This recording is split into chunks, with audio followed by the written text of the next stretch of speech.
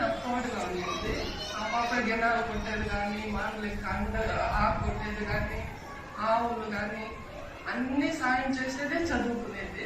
చిన్నతనం నుంచి కుటుంబంలో ఎదురైన కష్టాలే తమలో బాగా చదువుకోవాలనే పట్టుదలను పెంచాయని కానిస్టేబుల్ గా పనిచేస్తున్న వీణా కుమారి చెప్పారు.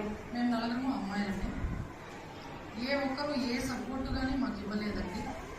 మా అమ్మ ఆ రోజు నుంచి మా నాన్న చనిపోయినప్పుడు మేము చిన్న చిన్న పిల్లలు. మా మేనమామ ఒక ఆయన శ్రీరాములు అనే అతను మాకు మంచిగా సపోర్ట్ ఉంది.